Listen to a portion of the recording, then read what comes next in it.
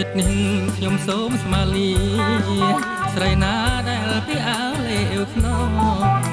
ពេលដើរទៅណាម្ដង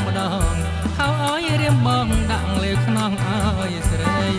មញ៉មញក់មញ៉មញក់ញ៉ាំញ៉ា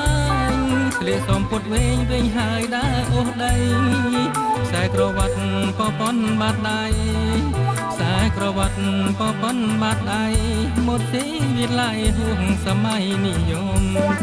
មួយថ្ងៃគ្មានការរកស៊ីប្រាក់1,200មិនដឹងជាចាយទៅណាបន្តិចថាបងអើយមានការបន្តិចថាបងអើយមានការសុំច្បាប់ទៅផ្សារចូលមើលគុណសប្បាយ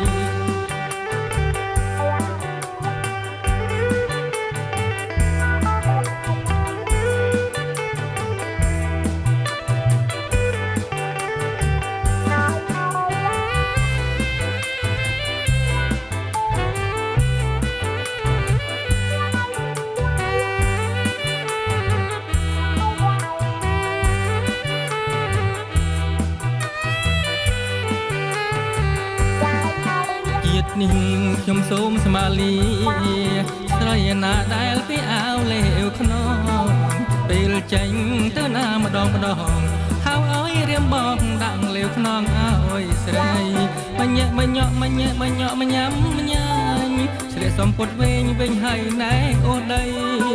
ខ្សែក្រវ៉ាត់ពប៉ុនបាត់ដៃខ្សែក្រវ៉ាត់ពប៉ុនបាត់ដៃមកទីវិល័យហួងសម័យនិយមមួយថ្ងៃគ្មានការរកស៊ីប្រាក់1,200មិនដឹងជាចាយទៅណាបន្តិចថាបងអើយមានការបន្តិចថាបងអើយមានការសុំច្បាប់ទៅផ្សារចូលមើលគុណសប្បាយ